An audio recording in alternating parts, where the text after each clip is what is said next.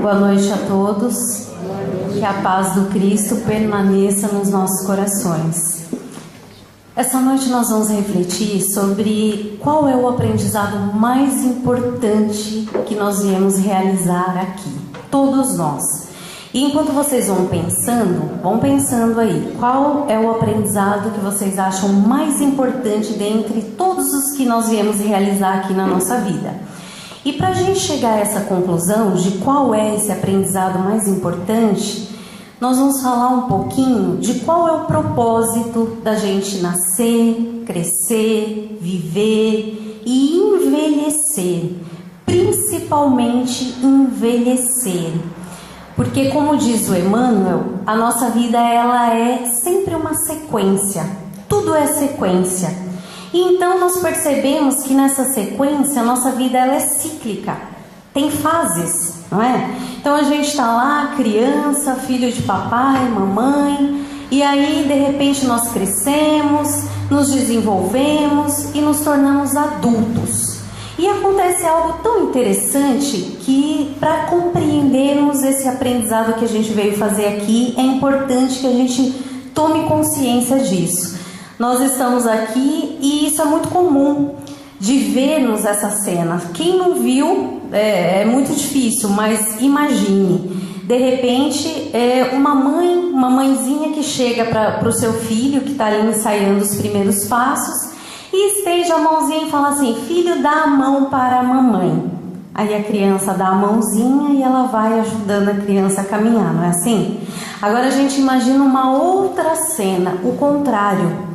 Uma senhora muito idosinha, mas bem velhinha. E do lado dela agora um senhor já adulto, quando não um senhor já maduro, da terceira idade, quem sabe? E aí a mãezinha olha e fala assim: filho, dá a mão para a mamãe. E naquela troca de olhares, né, a gente percebe que é como se o filho olhasse para a mãe e dissesse assim: mãe, agora eu não preciso mais da sua mão para caminhar, agora eu já posso andar sozinho. Mas naquela tradução do olhar, a mãe é como se dissesse assim: pois é, filho, agora eu é que não posso.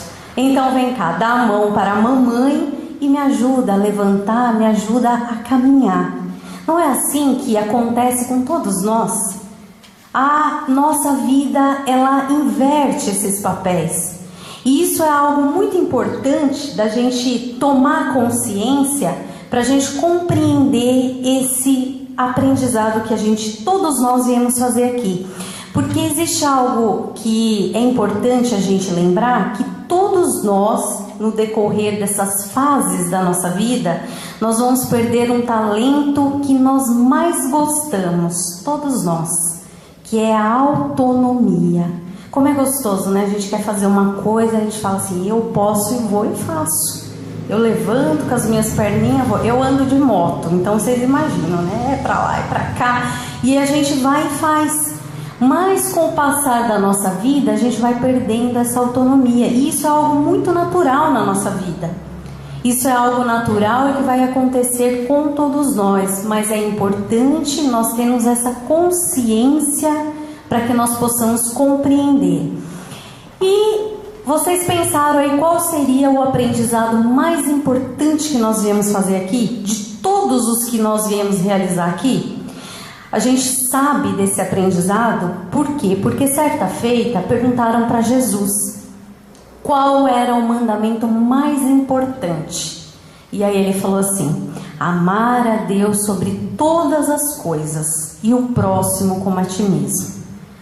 E aí ele continuou dizendo assim: amar a Deus de todo o seu coração. Quando Jesus falou amar a Deus de todo o seu coração, aqui, nesse momento, ele nos revelou qual é o maior aprendizado que todos nós viemos fazer aqui, que é o do amor. Nós viemos aqui para fazer somente um aprendizado, que é aprendermos a amar. E aí nessa bela passagem do evangelista Marcos, ele continua: amar a Deus de toda a sua força, de toda a sua alma, de todo o seu entendimento. E aí ele completa falando assim: e o próximo, né? O próximo aprendizado importante é amar ao próximo como a ti mesmo. Isso resume tudo. Não há nada maior do que esses 2 mandamentos. Não há nada maior que vocês possam fazer, né, como se ele dissesse para nós, do que amar a Deus e amar o seu próximo. Então, aprendermos a amar é o que nós viemos fazer aqui. É o aprendizado mais importante, é a coisa que nós temos que ter como verdadeira meta na nossa vida. É aprendermos a amar. Mas isso chega a ser filosófico, né? Lá no Evangelho de Marcos. Mas na nossa vida, como é que efetivamente acontece esse aprendizado do amor? Vamos refletir. Como que a gente aprende a amar na nossa vida? Lá, no dia a dia, no cotidiano. Nós aprendemos a amar, primeiramente, desejando o outro. Como assim? Né? Como assim desejando o outro? Normalmente, nós, após essas fases que falamos, ficamos adultos, nós elegemos alguém que consideramos especial, que por sintonia, por alguma ligação, nós nos atraímos, não é assim? E nos atraímos daquela pessoa e nós passamos a desejar estar com ela. Nós passamos a desejar, a fazer parte da vida dela. Nós passamos a desejar conhecer o outro. E esse conhecimento, em primeira instância, é no nível físico, energético. E aí vamos pular bastante fases aí. Passando esse conhecimento que nós temos essa necessidade de fazer, posteriormente vem a vontade de se unir àquela pessoa, quem sabe unir, fazer uma família, e de repente chegam os filhos. Quando chegam os filhos, nós vamos estabelecer, interessante, um outro tipo de conhecer o outro.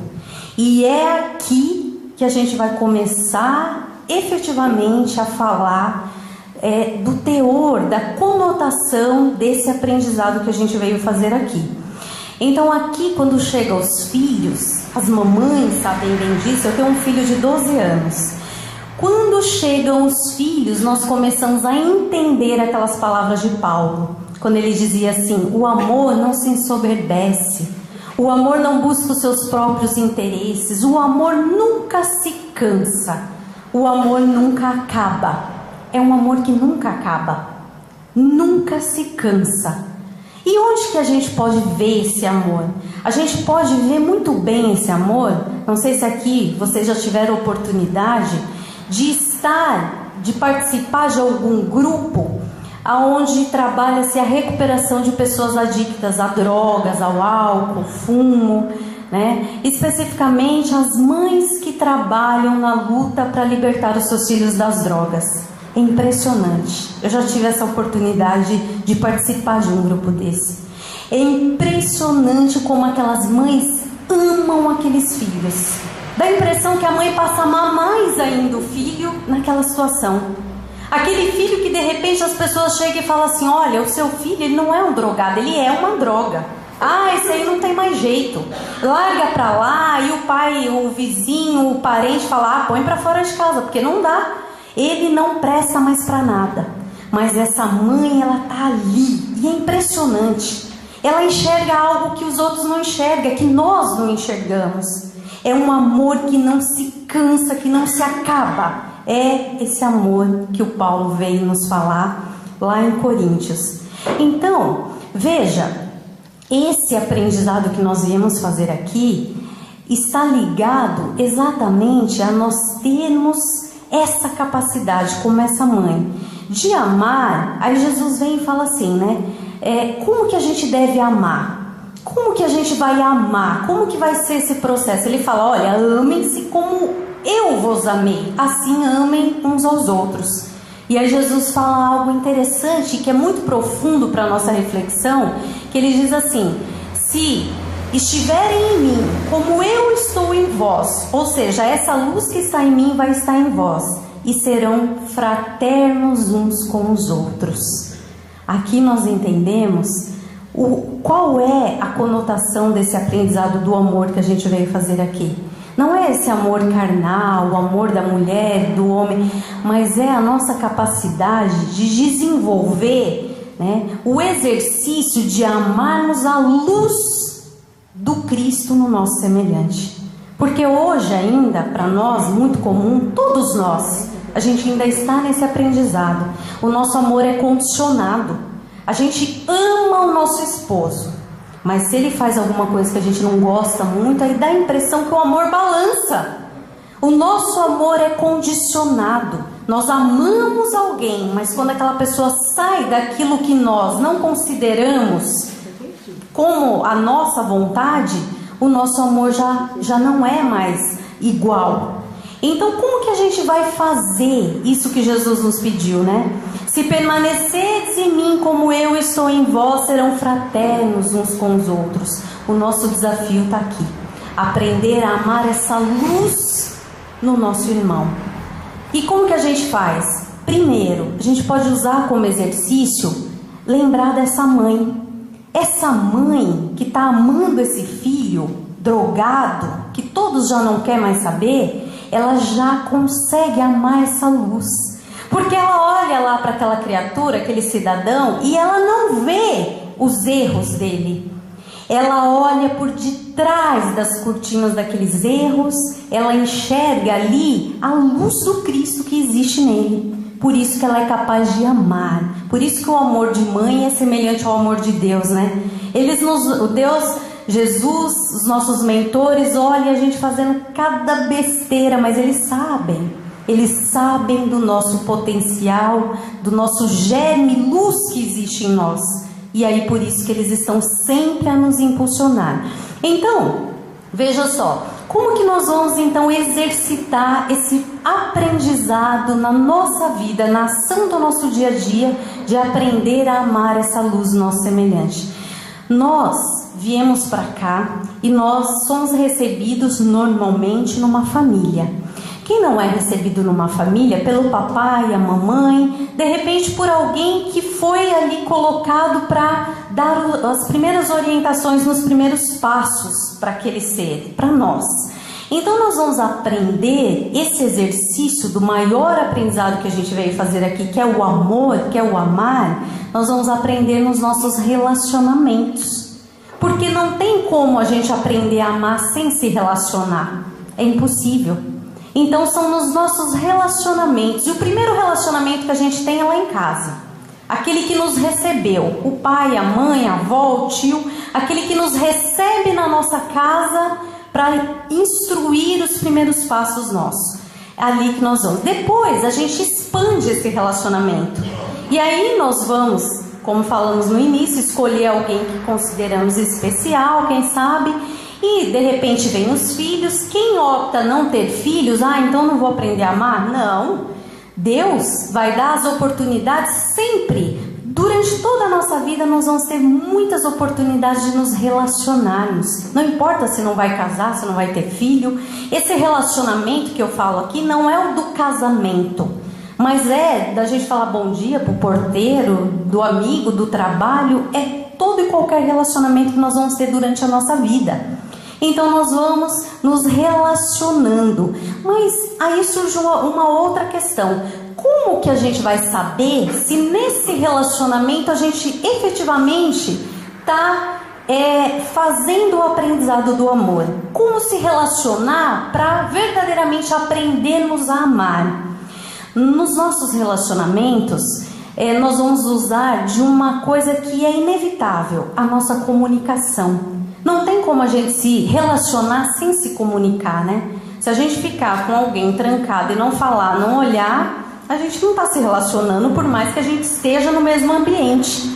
Então a comunicação é a chave dos nossos relacionamentos. E como se comunicar para que gere esse aprendizado do amor? A coisa mais importante é nós sabermos usarmos o coração. Sabermos usarmos o coração. Como assim? Por mais que nós não tenhamos consciência disso, nós sempre nos comunicamos de coração para coração. A nossa comunicação sempre é dessa forma, é de coração para coração. Então acontece algo muito importante, é aqui que a gente começa a enroscar. Quando a gente começar a ofender, a maldizer, a criticar, a apontar, a julgar o outro, você é isso, você é aquilo, aí vem Jesus e nos dá o chacoalhão. Ele fala assim: a boca fala do que está cheio o coração. A boca fala do que está cheio o nosso coração. E isso os evangelistas Mateus e Lucas colocam de uma forma muito clara, muito assertiva, quando ele fala assim: como vós podeis dizer boas coisas sendo maus? Porque do que há em abundância no seu coração, disso fala a sua boca. O homem do bom tesouro do seu coração tira o bem, o homem do mau tesouro do seu coração tira o mal. Porque do que há em abundância no seu coração, disso fala a boca. Então, na nossa comunicação, no nosso relacionamento, a matéria-prima da nossa comunicação é aquilo que nós temos no nosso coração. Veja que fantástico isso. E aí nós começamos a entender por que Jesus fala assim, né? Da mesma maneira que julgar, da mesma maneira que medir, será medido. Porque na verdade, quando nós estamos falando do outro, a gente está falando a gente. Nós estamos medindo e julgando com a matéria-prima que tem no nosso coração. Então dá para a gente saber o que nós levamos no nosso coração, no nosso relacionamento, na nossa comunicação, naquilo que a gente expressa. E os cientistas russos, se a gente for lá no Google e colocar sobre essa pesquisa, vocês vão ver que bacana. Os cientistas russos fazendo pesquisa de genética, de linguística, né, da psique, da expressão da nossa mente, eles descobriram que o nosso DNA é telepata. Como assim telepata, né? Ele sabe o que a gente fala. E mais, ele é clarividente. Olha que coisa interessante. Você faz uma imagem na sua mente, o seu DNA vai lá e acessa essa imagem, pega a carga vibratória dessa imagem e replica, vai reverberar dentro de todo o seu organismo, célula a célula. Aí já dá para entender por que a gente adoece também, né? Então, veja que coisa interessante. É meio batido falar isso até, né, na casa espírita, mas é algo que vale a pena a gente reforçar. Porque Jesus falou que nós temos que orar e vigiar incessantemente. Por quê? Porque nós precisamos tomar muito cuidado com o que se fala e com o que se pensa. Porque tudo que no mundo que nós vivemos, infelizmente, ainda a gente não tem o controle e o domínio absoluto das imagens que nós fazemos na nossa mente. E se a gente observar durante o nosso dia, quantas imagens nós não fazemos negativa? E o nosso DNA, ele vai lá, acessa e vai replicar dentro do nosso organismo, vai reverberar. E aí muitas vezes a gente corre para o médico e fala: doutor, eu não consigo dormir. Tem coisas absurdas que vêm na minha cabeça. Aí nós iniciamos o processo de síndrome do pânico nossa, né? Então, para a gente se sentir bem, para termos essa matéria-prima positiva no nosso coração, para a nossa comunicação, para o nosso relacionamento e gerar o aprendizado que nós viemos fazer aqui, nós vamos precisar nos transformar em roteiristas das nossas vidas. Como o cineasta, né, que faz o filme, nós temos que fazer os roteiros positivos na nossa mente, para que o nosso DNA vai lá, acesse e possa replicar dentro de nós aquilo que faz com que nós nos sintamos bem, faz com que nós modifiquemos a matéria-prima do nosso coração para a gente se comunicar de forma positiva e gerar o aprendizado do amor. E quais são os melhores roteiros? Há mais de 2000 anos, eles ecoam na nossa cabeça. Os melhores roteiros são aqueles deixados pelo Cristo. Perdoar 70 vezes 7, andar a segunda milha, orar por aqueles que nos perseguem, que querem o nosso mal declaradamente, que nos caluniam. É fazer o que Ele nos pediu. Esse é o nosso desafio para nós cultivarmos essa matéria-prima e conseguirmos então nos relacionarmos de forma positiva. Agora, qual é o desafio nisso tudo? Todos nós sabemos. Todos nós temos esse desafio. O desafio nosso no aprendizado do amor é o da convivência, né? Aquela história, quer conhecer uma pessoa? Conviva com ela, né? A gente fala no nosso dia a dia. É o da convivência nos nossos relacionamentos, o desafio do aprendizado do amor. É aqui que nós começamos a tropeçar. É aqui que a gente começa, né? Muitas vezes, não tendo consciência do que nós viemos realizar aqui, que não tem como aprender a amar sem se relacionar, e para se relacionar tem que se comunicar. É aqui que muitas vezes nós nos perdemos tanto tempo. Então a gente vai lá, cresce, vira adulto, passa a nossa vida, e aí a gente fala assim: eu não quero, fui lá no centro, uma moça chata lá falando que a gente tem que ficar cuidando do pensamento, tem que ficar orando, vigiando. Eu não quero fazer nada disso. E nós passamos toda a nossa existência. A gente vem, toma passe, volta para casa, vem, toma passe, mas lá na nossa convivência a gente não quer se comprometer a nada. E chega no final da nossa vida, a gente se pergunta: meu Deus, onde foi que eu estive? Porque aí nós envelhecemos. E aí lembra o nosso maior tesouro que a gente gosta, a nossa autonomia. Então nós que falávamos assim: eu não aceito isso, eu exijo assim, eu quero assim, nós vamos ter que começar a pedir para o nosso filho levar a gente no médico, né? A gente vai começar a ter que ser flexível, olha, falar obrigado, por favor. E aí nós vamos ter que mudar um pouco a nossa postura, né? E isso é inevitável. Por que a gente vai perdendo a autonomia? Justamente para que nós possamos depender do outro, para nós nos relacionarmos e nos comunicarmos e aprendermos a amar. É sempre essa sequência. E eu me lembrei agora do meu avô, né? Faz 3 anos que ele desencarnou, o senhor João, e ele tinha 92 anos. E quando eu preparava essa reflexão, eu me lembrei muito de uma observação que ele me fez uma vez. E chega sempre essa fase que nós falamos do envelhecer, muitas vezes nós temos que usar uma bengala, um andador, e era o caso dele, ele tinha que usar uma bengalinha, um andador para se locomover, né? E às vezes nós não percebemos o quanto isso é bênção na nossa vida, se nós não entendemos essa necessidade do relacionamento com o semelhante, da convivência. E certa feita ele me falou assim, né? Ele vendo a preocupação dos filhos, porque tinha que ter alguém 24 horas para ajudar a levantar, comer, tomar banho, se deitar, enfim, ele dependia 100% de uma outra pessoa.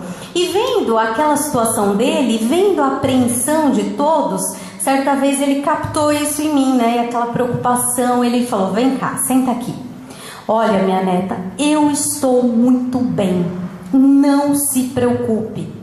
Porque você não sabe como essa situação é bênção para todos nós. Como é bênção para mim, na minha vida.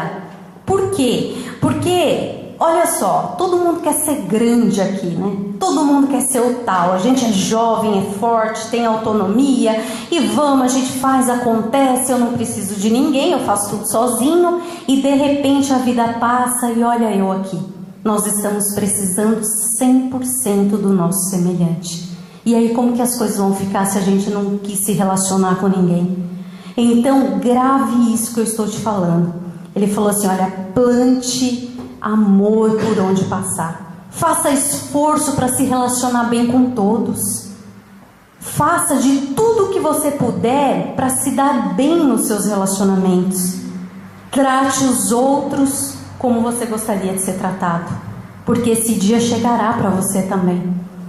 E aí você vai ter que voltar e olhar nos olhos das pessoas. E se você semeou o ódio, como que vai ser?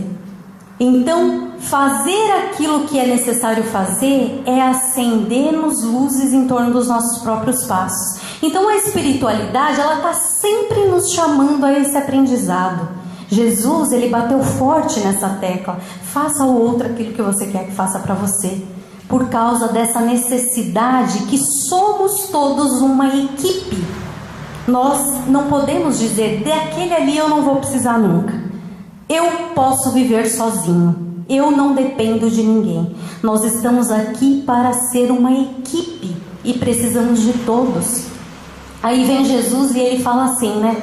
Dá para começar a entender por que ele usava essas palavras quando ele diz assim, né? Aquele que se exaltar será humilhado e aquele que se humilhar será exaltado.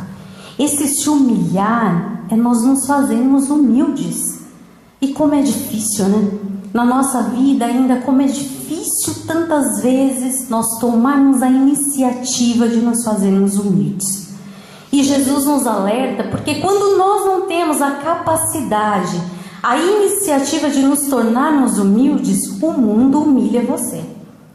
O mundo nos humilha. Mas aí nós colocamos de uma forma errada. Aquela pessoa está me humilhando, essa situação está me humilhando. Mas não é ninguém ou uma situação que nos humilha. São as nossas atitudes egoístas que nos humilham.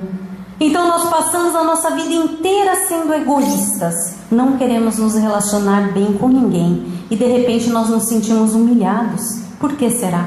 Porque o nosso coração, ele prevaleceu no egoísmo.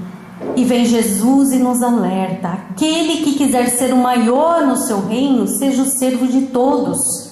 Nós precisamos começar a ter essa consciência de que aqui estamos para aprender a amar. E amar é servir.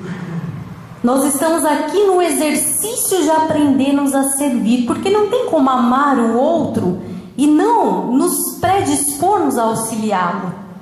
Então nós estamos aqui para aprendermos a servir, né? Então nesse aprendizado todo, a espiritualidade está sempre nos chamando para nós aprendermos a tratar o outro como nós gostaríamos de ser tratado. Mas aí a nossa vida passa e muitas vezes, por causa das nossas fragilidades, nós não queremos ver dessa forma.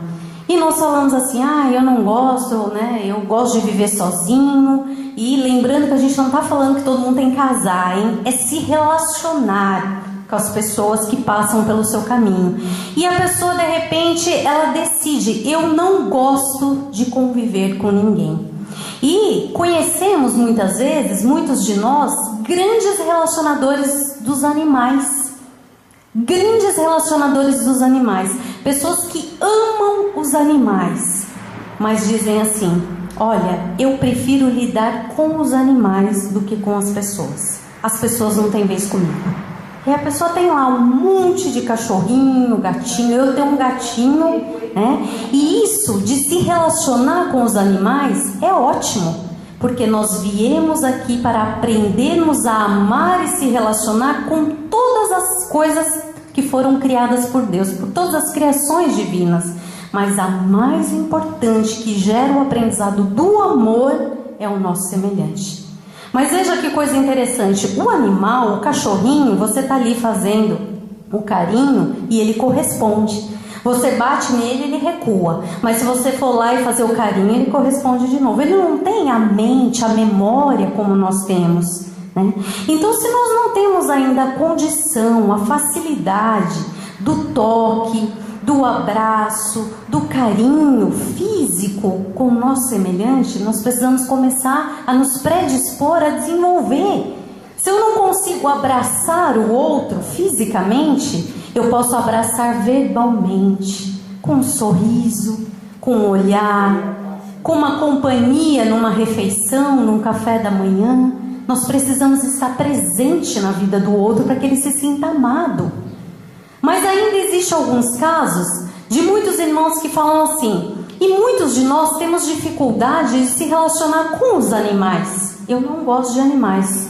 Eu não gosto de animais, declaradamente. Infelizmente, muitos maltratam. E eu gosto mesmo de me relacionar com os vegetais. E aí tem lá um monte de planta, eu tenho um monte de vaso na minha casa e tem aquele monte de planta. Mas veja que coisa interessante, veja a sabedoria divina, a pedagogia cósmica que nos dá a oportunidade em todas as áreas para nós aprendermos a amar. A planta, como o cachorro, ainda exige de nós um relacionamento, porque o cachorrinho dá trabalho. O gatinho dá trabalho, nós temos que limpar o cocô, o xixi, comprar ração, comprar areia, nós temos que nos relacionar com ele. E a planta, ela exige a água, o adubo, o sol, e muitas vezes dá trabalho. E algumas pessoas dizem assim: eu não gosto de animal, não gosto de planta, não gosto de gente, eu gosto mesmo é de pedras. E tem lá uma prateleira cheia de pedras. Mas olha que coisa interessante, as pedras, eu tenho pedras em casa, elas ficam empoeiradas. E chega uma hora a gente olha e fala: nossa, como tá feio, eu preciso limpar, eu preciso me relacionar. Então perceba que tudo que está fora de nosso universo interior exige de nós um relacionamento, exige que nós doemos de nós um pouco daquilo que somos. E essa doação parte do nosso coração, parte da nossa matéria-prima, que é o nosso coração. Então, no aprendizado que nós viemos realizar aqui, nós precisamos ter essa consciência. A planeta que nós vivemos, todas as moradas do Pai, que são tantas que disse Jesus, né, são escolas do amor. Nós precisamos ter essa consciência que a vida é uma escola do amor. E nós estamos aqui para aprender através do relacionamento com o nosso semelhante, com o relacionamento com todas as coisas da criação, aprendermos a amar. E aí vem o Paulo, né, naquela passagem, quando ele diz de Coríntios, que o amor, ainda se eu falasse a língua dos anjos, se eu desse o meu corpo para ser queimado, se eu distribuísse os meus bens aos pobres, se não existisse amor, nada disso adiantaria. Então o amor é o alvo mais elevado. O Paulo de Tarso também nos traz. O Tiago, ele fala assim, que o amor cobre a multidão de pecados. Por quê? Porque o Pai, ele não condena. Ele não quer saber em que estágio nós estamos. Se nós já amamos perfeitamente o semelhante, ou os bichos, ou a folhagem, o Pai não condena, o Pai só ama. Porque quando Jesus esteve aqui conosco, Ele não estava nos perguntando se, olha, eu vou me deixar crucificar por você, mas por isso você tem que ser bonzinho. Não, Ele vem se dar por todos nós, para empurrar essa vibração crística para cima de nós. E ele nos fala algo lindo, né? Quando ele diz assim: façam força para fazer amigos. Não há maior amigo do que aquele que dá a vida pelo amigo. E foi o que ele fez, né? Exemplificou, deu-nos a vida para que nós aprendêssemos a amar. E é interessante, né? Cristo, a pedra angular, a palavra de vida eterna, a fonte de água viva, o sustentáculo da igreja, o advogado nosso, são tantos nomes, mas essa de amigo é maravilhoso. Jesus é o nosso amigo maior, incondicional, que está conosco a todo instante para aprendermos a amar. Então, para a gente finalizar, a reflexão dessa noite, vamos levar no nosso coração: o alvo da vida é o amor. O propósito da vida é aprendermos a amar. A prioridade que eu, que você, que todos nós devemos ter é estarmos sempre nos perguntando: como é que eu posso amar mais? Como é que eu posso fazer para expressar esse amor do Cristo para com o meu semelhante? É seguirmos os passos de Jesus. E Ele que nos pede isso, quando Ele fala: eu sou o caminho, a verdade e a vida, e ninguém vem ao Pai senão por mim. Significa que Ele já está lá. Então é nós sairmos do ego, do egoísmo, para o alter. O que é isso? É nós começarmos a pensar. Quando a gente pensa: eu quero isso para mim, eu exijo assim, tem que ser do jeito que eu quero, a gente começar a pensar: e para nós? O que é importante para nós? Para fazer feliz todos nós, contribuir para o bem de todos nós. Aí nós vamos estar começando a exercitar o verdadeiro amor que Jesus veio nos trazer. Então o que nós temos que nos preocupar é a consideração com Deus e com as pessoas. O amor a Deus e com as pessoas. Por quê? Porque quem ama quer abraçar, quem ama quer dar carinho, atenção, perdoar. Quem ama quer uma interação gostosa, não é assim? Quem ama quer ver o outro bem. Ah, mas eu amo Deus. Mas a gente não vê Deus e nós não podemos fazer imagem de Deus porque a nossa consciência de Deus é limitada, estaríamos limitando Deus. Mas qual é a imagem que nós temos a todo instante na nossa frente? Veja, o nosso semelhante. É a imagem mais completa de Deus.